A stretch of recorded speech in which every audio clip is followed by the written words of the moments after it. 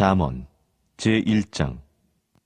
다윗의 아들 이스라엘 왕 솔로몬의 잠언이라. 이는 지혜와 훈계를 알게 하며 명철의 말씀을 깨닫게 하며 지혜롭게 공의롭게 정의롭게 정직하게 행할 일에 대하여 훈계를 받게 하며 어리석은 자를 슬기롭게 하며 젊은 자에게 지식과 근신함을 주기 위한 것이니, 지혜 있는 자는 듣고 학식이 더할 것이요 명철한 자는 지략을 얻을 것이라. 잠언과 비유와 지혜 있는 자의 말과 그 오묘한 말을 깨달으리라. 여호와를 경외하는 것이 지식의 근본이거늘 미련한 자는 지혜와 훈계를 멸시하느니라. 내 아들아, 내 아비의 훈계를 들으며 내 어미의 법을 떠나지 말라. 이는 내 머리에 아름다운 관이요 내 목에 금사슬이니라. 내 아들아, 악한 자가 너를 꾀일지라도 따르지 말라. 그들이 내게 말하기를 우리와 함께 가자. 우리가 가만히 엎드렸다가 사람의 피를 흘리자. 죄 없는 자를 까닭없이 숨어 기다리다가 스올같이 그들을 산채로 삼키며 무덤에 내려가는 자들같이 통으로 삼키자. 우리가 온갖 보화를 얻으며 빼앗은 것으로 우리 집을 채우리니 너는 우리와 함께 제비를 뽑고 우리가 함께 전대 하나만 두자 할지라도 내 아들아, 그들과 함께 길에 다니지 말라. 내 발을 금하여 그 길을 밟지 말라. 대저 그 발은 악으로 달려가며 피를 흘리는 데 빠름이니라. 새가 보는 데서 그물을 치면 헛일이겠거늘 그들이 가만히 엎드림은 자기의 피를 흘릴 뿐이요 숨어 기다림은 자기의 생명을 해할 뿐이니, 이익을 탐하는 모든 자의 길은 다 이러하여 자기의 생명을 잃게 하느니라. 지혜가 길거리에서 부르며 광장에서 소리를 높이며 시끄러운 길목에서 소리를 지르며 성문 어귀와 성중에서 그 소리를 발하여 이르되, 너희 어리석은 자들은 어리석음을 좋아하며 거만한 자들은 거만을 기뻐하며 미련한 자들은 지식을 미워하니 어느 때까지 하겠느냐. 나의 책망을 듣고 돌이키라. 보라, 내가 나의 영을 너희에게 부어주며 내 말을 너희에게 보이리라. 내가 불렀으나 너희가 듣기 싫어하였고 내가 손을 폈으나 돌아보는 자가 없었고, 도리어 나의 모든 교훈을 멸시하며 나의 책망을 받지 아니하였은즉 너희가 재앙을 만날 때에 내가 웃을 것이며 너희에게 두려움이 임할 때에 내가 비웃으리라. 너희의 두려움이 광풍같이 임하겠고 너희의 재앙이 폭풍같이 이르겠고 너희에게 근심과 슬픔이 임하리니 그때에 너희가 나를 부르리라. 그래도 내가 대답하지 아니하겠고 부지런히 나를 찾으리라. 그래도 나를 만나지 못하리니 대저 너희가 지식을 미워하며 여호와 경외하기를 즐거워하지 아니하며 나의 교훈을 받지 아니하고 나의 모든 책망을 업신여겼음이니라. 그러므로 자기 행위의 열매를 먹으며 자기 꾀에 배부르리라. 어리석은 자의 퇴보는 자기를 죽이며 미련한 자의 안일은 자기를 멸망시키려니와 오직 내 말을 듣는 자는 평안히 살며 재앙의 두려움이 없이 안전하리라. 하나님 주시는 말씀은 구약성경 에스라 1장 1절에서 4절 말씀입니다. 다 같이 일어나서 하나님의 말씀을 경청하겠습니다. 네, 하나님 말씀을 봉독하겠습니다.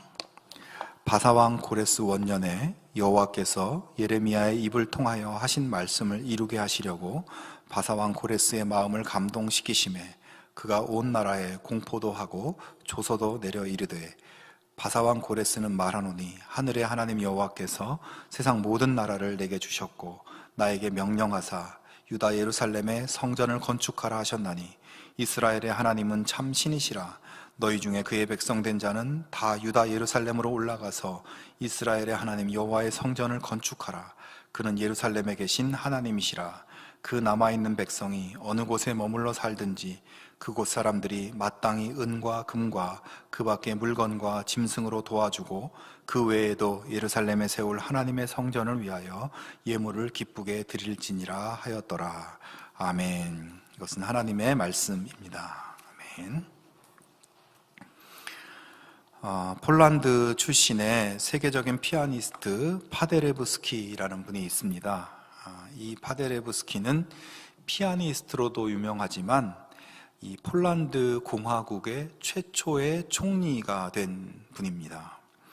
이 폴란드라는 나라가 1914년 세계 1차 대전이 벌어졌을 때 독일과 오스트리아 또 러시아에 의해서 점령을 당하고 맙니다. 전쟁으로 인해서 나라를 빼앗기게 된 것이죠.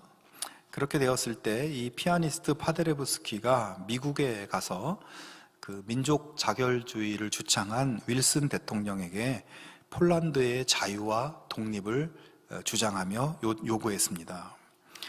그러고 나서 전쟁이 끝난 1918년 결국 폴란드는 전쟁 후에 완전히 독립을 하게 되고 폴란드 공화국이 탄생이 되었어요. 그래서 이제 이 조국의 독립을 위해 백방으로 노력한 파데레브스키는 이 최초의 이 폴란드 공화국의 최초의 총리가 됩니다. 자, 그런데 폴란드가 그렇게 독립을 이루기는 했지만 이 나라는 굉장히 어려운 상황이었어요. 왜냐하면 전쟁으로 인해서 모든 나라가 폐허가 되고 그 농사를 지어야 될 토지가 다 황폐화돼 버린 것이죠. 그리고 또 거기에다 가뭄까지 겹쳐서 극심한 식량난이 벌어지고 맙니다. 수많은 난민들이 발생하게 되고요. 자, 그렇게 되자 파데르브스키는 국민들을 먹여 살리지 못하는 무능한 총리라는 그런 비판을 받게 됩니다.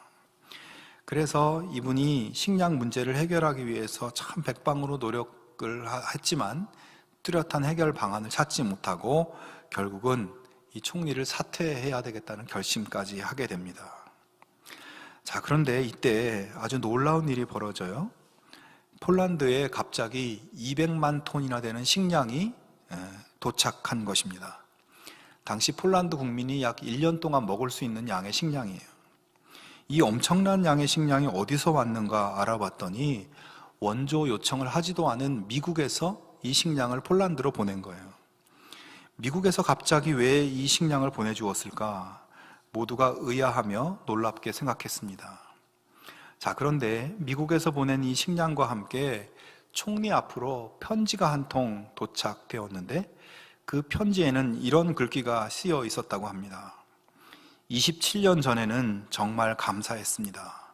늦게나마 당신과의 약속을 지킬 수 있어 다행입니다. 자, 이 편지는 바로 미국 식량 구호국의 이 담당자가, 이 책임자가 보낸 편지였어요.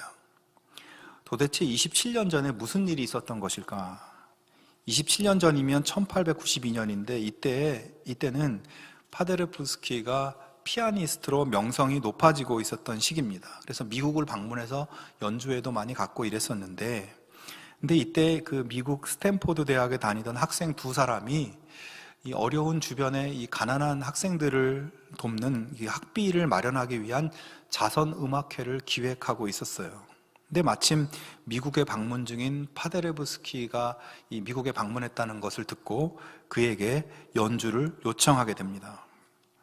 당시 학생들이 초청하면서 제안한 공연료는 턱없이 부족한 금액이었지만 음악회 취지가 어려운 학생들을 위한 것이라는 것을 알고 파데레브스키는 흔쾌히 출연 제안을 수락해 줍니다. 자, 그렇게 연주회가 열렸고 공연은 잘 마쳤어요. 그런데 문제가 생겼습니다. 공연 수익금이 생각보다 너무 적게 모인 것입니다. 파데르브스키에게 약속한 출연료는 2,000달러였는데 400달러가 부족한 1,600달러밖에 모으지 못한 것이에요. 결국 학생들은 파데르브스키에게 우선 1,600달러를 보내고 나중에 우리가 꼭 400달러도 나중에 갚겠다고 이렇게 양해를 구하면서 1,600달러를 보내게 됩니다. 학생들의 딱한 사정을 알게 된 파데르브스키는 그들이 보내온 1,600달러를 어려운 학생들을 위해서 쓰라고 다시 돌려주게 되고요. 학생들은 나중에 이 은혜를 꼭 갚겠다고 1,600달러를 돌려받게 됩니다. 자, 이런 사건이 있은 지 27년 후 파데르브스키는 폴란드 총리가 되고 당시에 이 연주회를 주관했던 학생 중에 한 사람인 후버는 미국의 식량 구호국의 책임자가 된 것이죠. 후보는 학생 시절 은혜를 입었던 파데르부스키를 기억하면서 도탄에 빠진 폴란드에 식량을 보내서 27년 전에 한 약속을 지킨 것입니다. 어려운 학생들을 위해서 자신이 할 수 있는 은혜를 베푼 파데르부스키. 많은 시간이 흘렀고 또 잊혀질 수 있는 약속이지만 은혜를 반드시 보답하겠다고 약속을 지킨 후보. 두 사람의 이야기는 말한 것을 제대로 지키지 못하는 오늘의 세상에서 많은 것을 우리에게 생각하게 해줍니다. 지난주에 우리는 요시야 왕의 개혁에 대해서 말씀을 나누었어요. 요시야 왕이 열심히 개혁 운동을 벌였지만 나라를 새롭게 하려고 많은 노력을 했지만 결국 그는 전쟁에 나가서 죽음을 당하고 또 이후에 얼마 못 가서 유다 왕국은 바벨론에 의해서 멸망을 당하고 맙니다. 그렇게 수백 년의 이스라엘 왕국의 역사가 비극적으로 끝나게 된 것이에요. 왕국이 멸망할 즈음의 형편을 잠깐 살펴보면 먼저 외부적으로는 바벨론, 아수르, 애굽과 같은 정말 거대한 제국들의 틈 속에서 어느 나라를 의지해야 살아남을 수 있을까? 이스라엘은 항상 이렇게 저울질을 하면서 여기 붙었다 저기 붙었다 하면서 민족의 생존을 이방 나라들에 맡기며 살고 있었습니다. 그리고 내부적으로는 하나님을 버리고 여러 가지 우상을 섬기고 온갖 잡신들을 섬기면서 영적으로 완전히 타락해져 있었고 경제적 정의, 사법 정의, 이런 사회적 정의는 다 무너져 있었습니다. 그런 상황에서 요시야 같은 선왕이 나라를 일으키기 위해서 많은 노력을 했지만 다 역부족이었고 결국 도저히 회생 불가능한 상태로 나라가 빠지고 맙니다. 그러다가 결국 바벨론 제국에 의해서 완전히 멸망을 당하게 된 것이에요. 하나님의 거룩한 성전은 바벨론의 군사들에 의해서 짓밟히고 불태워지고 하나님을 예배하기 위해 구별된 거룩한 도구들이 이방 신들을, 우상 신들을 섬기는 도구로 쓰여지게 됩니다. 휘황찬란했던 솔로몬 왕궁도 다 부서지고 불타버리고 예루살렘 성벽과 그 예루살렘 도시의 건물들과 가옥들도 다 불타고 나라 전체가 폐허가 돼버렸어요.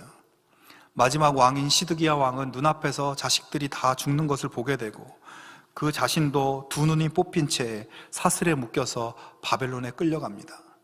그 나라의 모든 백성들, 거의 모든 사람들이 노예로 끌려갑니다. 하나님의 선택받은 거룩한 백성 이스라엘이 이방 민족 바벨론에 의해서 처참하게 무너진 것입니다. 이런 비극을 겪으면서 과연 하나님 살아계신가 질문하는 백성들도 있었겠지만 사실 이 모든 멸망의 장면들은 마치 사진처럼 하나님의 선지자들에 의해서 그대로 예언된 것이었고 이스라엘 백성들은 설마 했지만 선지자들을 통해서 보여주신 말씀하신 그대로 하나님의 징계와 심판의 역사를 경험하게 됩니다. 당시에 활동했던 선지자는 예레미야 선지자였는데 예레미야 25장 9절에서 유다 왕국에 대한 심판의 예언을 이렇게 말씀하고 있습니다. 만군의 여호와께서 이와 같이 말씀하시느니라. 너희가 내 말을 듣지 아니하였느니라. 보라, 내가 북쪽 모든 종족과 내 종 바벨론의 왕 느부갓네살을 불러다가 이 땅과 그 주민과 사방 모든 나라를 쳐서 진멸하여 그들을 놀램과 비웃음거리가 되게 하며 땅으로 영원한 폐허가 되게 할 것이라. 여호와의 말씀이니라. 하나님께서 수도 없이 이스라엘에 경고하셨어요. 우상을 섬기는 것으로부터 돌아와라. 하나님께로 돌아와 하나님만을 예배하는 하나님 백성의 길로 회복되기를 말씀하셨습니다. 헛된 세상 권력 의지하지 말고 하나님만을 의지할 것을 말씀하셨어요. 그렇지 않으면 결국 망하게 될 것을 경고하셨습니다. 하지만 그 백성이 어떻게 했습니까? 너희가 내 말을 듣지 아니하였다. 그들이 하나님 말씀을 듣지 않았습니다. 결국 어떻게 되었나요? 하나님 경고하신 대로 때가 돼서 북쪽에 바벨론을 일으키고 바벨론 왕 느부갓네살을 통해서 하나님 말씀하신 것, 경고하신 바를 그대로 이루도록 하셨습니다. 유다 왕국은 진멸되고 그 땅은 완전히 폐허가 되어버렸어요. 왕족들은 수치와 모욕을 당하며 바벨론 노예로 끌려가고 몇몇 남은 사람들은 사방으로 흩어져 버렸습니다. 한 민족이 흔적도 없이 소멸돼 버린 것이에요. 여러분, 이렇게 유다 왕국의 역사는 멸망의 역사로 끝이 납니다. 더 이상 아무런 희망도 보이지 않습니다. 자, 그러나 오늘 본문에 보면 아주 뜻밖의 일이 일어나고 있어요. 본문의 상황은 유다 왕국이 망한 지 70년이 지난 상황입니다. 그동안 국제 정세도 많이 변화가 되었어요. 유다 왕국을 멸망시키고 저 남쪽 애굽까지 이 거대한 제국이 되었던 바벨론이 이 70년 동안에 바사 왕국, 즉 페르시아 제국에 의해서 멸망을 당하고, 당시에는 페르시아가 세계를 호령하고 있었습니다. 유다 사람들은 바벨론 밑에 있다가 그대로 페르시아 밑에서 노예 생활을 하게 되었습니다. 자, 그런데 이 페르시아 제국의 고레스 왕이 새롭게 등극을 했는데, 이 고레스가 왕이 되자마자 이상한 명령을 내리고 있어요. 본문 3절을 보시면 이스라엘의 하나님은 참 신이시라. 너희 중에 그의 백성된 자는 다 유다 예루살렘으로 올라가서 이스라엘의 하나님 여호와의 성전을 건축하라. 그는 예루살렘에 계신 하나님이시라. 자, 이 말씀 속에 두 가지 명령이 있습니다. 첫 번째는 유다 백성들은 너희들 고국 땅으로 돌아가라는 것이에요. 두 번째는 너희는 돌아가서 너희들의 하나님 여호와의 성전을 재건하라는 것입니다. 여러분, 이 말씀이 평범해 보이지만 지금 정말 희한한 일이 벌어지고 있는 것입니다. 유다 백성들이 우리 이제 고국 땅으로 돌려보내달라고 무슨 국민청원을 한 것도 아닌데, 왕이 먼저 뜬금없이 너희 유다 백성들은 너희들 땅으로 돌아가라. 그리고 돌아가서 너희들의 신 여호와의 성전을 지어라. 내가 필요한 모든 물자도 지원해 주겠다. 이렇게 말하고 있는 것입니다. 당시에 이 중동 지방의 이 거대 제국들은 여러 나라, 여러 지역을 정복해서 그 지역들을 식민지로 만들고 그 나라 사람들을 노예로 만들어서 그렇게 나라를 유지하는 그런 제국주의의 그 역사였어요. 이런 제국들이 그 넓은 땅에 많은 식민지들을 통치할 때 가장 중요한 정책과 관심 중에 하나는 그 지역에서 반란이 일어나지 않도록 하는 일이었습니다. 그래서 아수르 같은 제국은 식민지를 통치할 때 식민지 지역의 여러 민족들을 강제로 이주시키고 또 강제로 다른 민족과 결혼하게 하고, 그래서 여러 민족들의 언어와 문화와 종교가 뒤섞이게 만들었어요. 왜 그랬냐면 고유의 민족성을 말살시키는 정책이죠. 하나의 민족을 중심으로 독립운동이나 저항운동이 일어나지 않도록 이 민족들을 다 섞어버리는, 그래서 민족성을 없애버리는 정책을 폈습니다. 그리고 이 바벨론 제국 같은 경우에는 정복한 지역의 왕족이나 귀족들, 또 그 나라의 지식인들, 높은 관료들, 지도층들, 어떤 민족의 구심점 역할을 할 수 있는 사람들을 모두 바벨론 노예로 끌고 갑니다. 그래서 저항운동이 일어나지 못하도록 하는 것이었어요.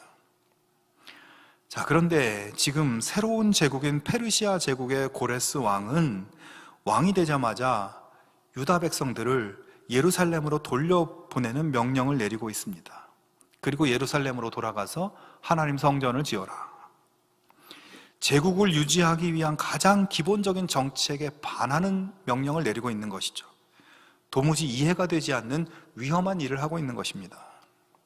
유다 백성들이 고국으로 돌아가서 페르시아의 반기를 들고 배반할 수도 있어요. 또 이 이스라엘 사람들이 똑똑해가지고 유다 백성들이 인근 지역의 다른 민족들과 동맹을 맺어서 조직적으로 반란을 일으킬 수도 있는 그런 사람들이에요. 더구나 이 사람들에게 자기들의 신인 여호와의 성전을 건축하라, 이것도 굉장히 위험한 일이에요.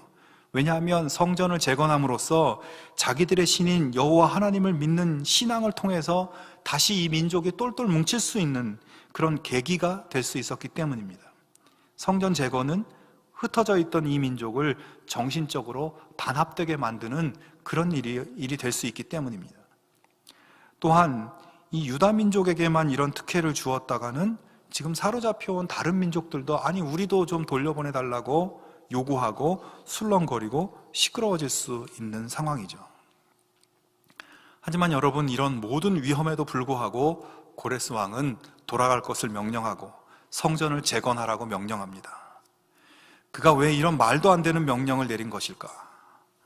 1절 말씀해 보시면 바사왕 고레스 원년에 여호와께서 예레미야의 입을 통하여 하신 말씀을 이루게 하시려고 바사왕 고레스의 마음을 감동시키심에 그가 온 나라에 공포도 하고 조서도 내려 이르되.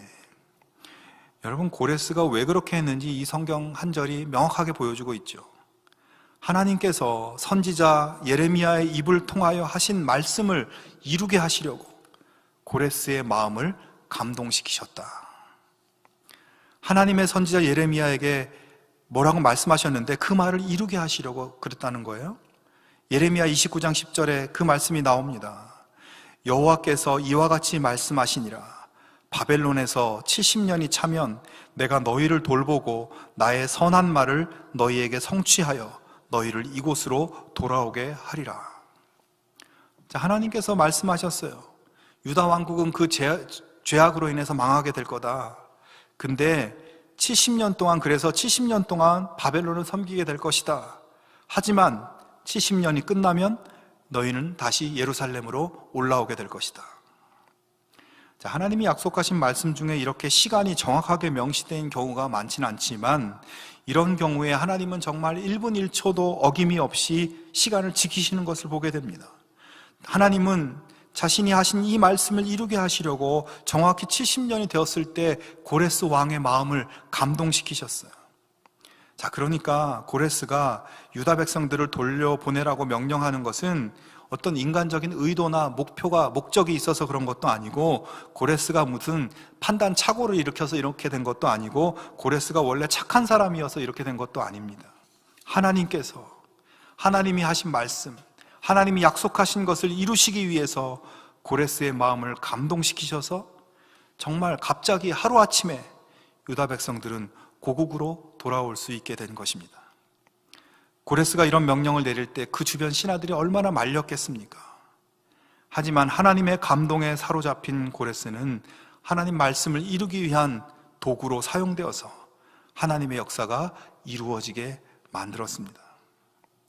여러분, 사실 70년 포로 생활을 마치고 돌아올 것이다, 이 말씀은 하나님께서 유다 왕국이 망해가고 있을 때 하신 말씀이에요. 아직 망하지도 않았는데 너희는 70년 후에 돌아올 것이다, 이렇게 하신 거예요. 그로부터 진짜 70년이 흘렀습니다. 과거에 이 말씀을 직접 들은 예레미야는 이미 죽고 없고, 예레미야로부터 그 말을 전해 들은 그 당시 사람들도 다 죽었어요. 그리고 지금 그 말씀을 기억하는 사람은 거의 없습니다.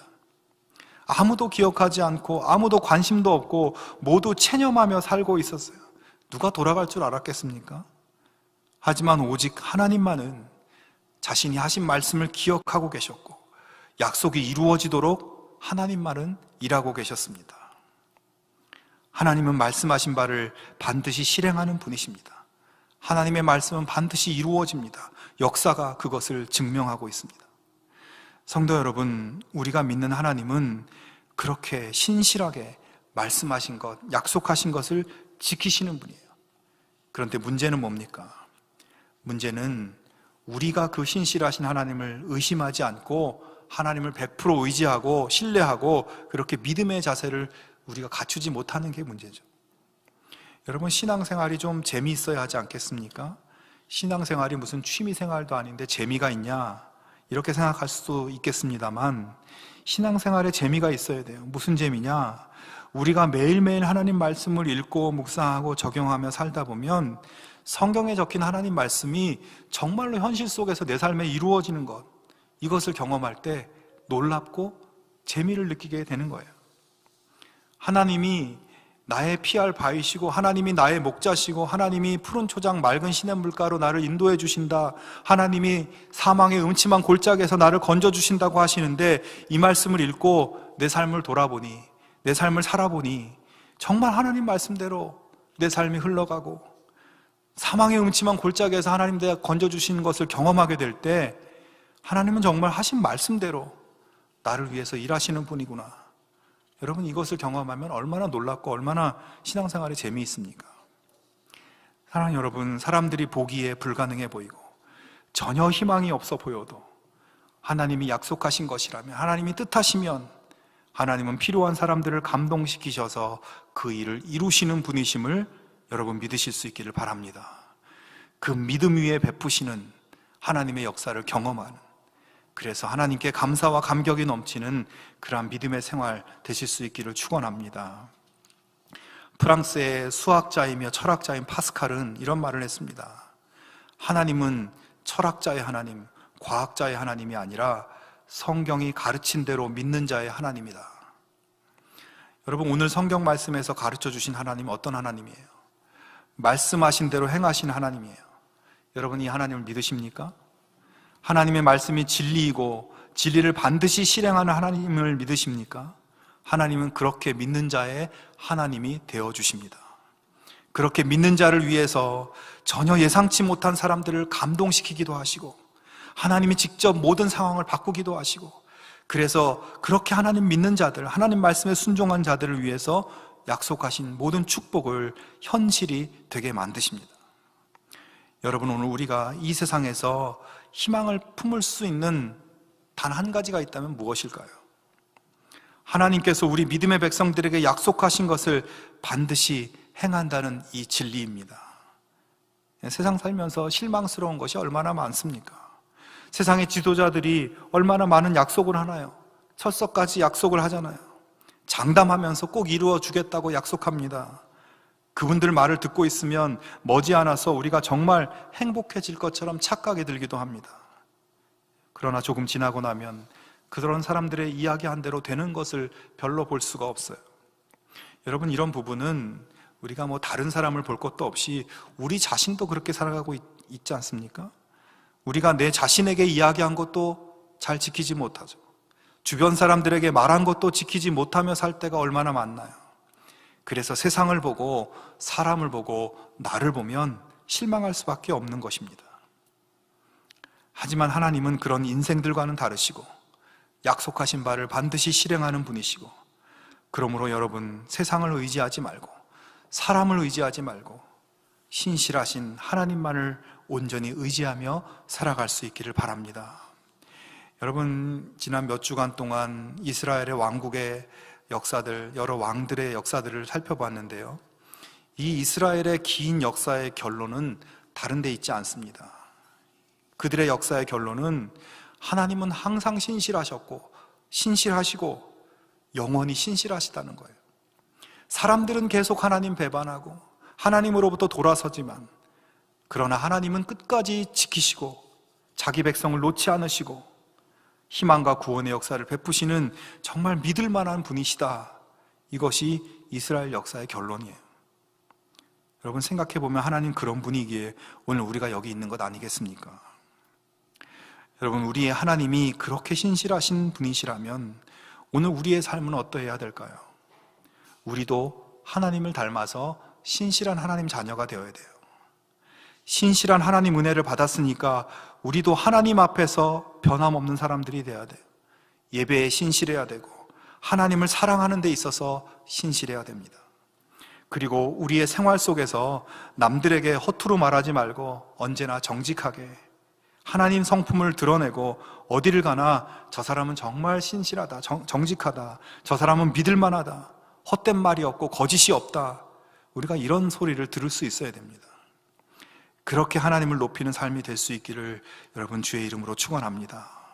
거짓과 불의가 가득하고 믿고 의지할 것이 없는 이 세상 속에서 우리가 하나님을 더욱 신뢰하고 우리가 서로에게 믿음이 되고 하나님의 선하심과 은혜의 역사를 의지하여 그 은혜의 축복을 누리는 우리 모두가 될 수 있기를 주님의 이름으로 축원합니다. 함께 기도하겠습니다. 하나님 아버지, 언제나 변함없으시고 신실하신 하나님의 그 마음을 우리 마음에 새기고 그 마음을 우리도 품기를 원합니다. 우리를 구원하시고 우리에게 복 주신다 약속하셨고, 그 약속하신 말씀이 이루어지게 하기 위해서 언제나 끊임없이 일하시는 하나님의 손길을 우리 삶 속에 날마다 경험하게 하여 주시옵소서. 우리도 하나님을 닮아서 정직하고 신실한 하나님 자녀의 삶 살게 해주시고, 우리의 말이 상처의 말, 아픔의 말이 되지 않고 사람들을 살리고 구원하는 하나님의 선하신 도구가 되게 하여 주시옵소서. 예수님의 이름으로 기도하옵나이다. 아멘.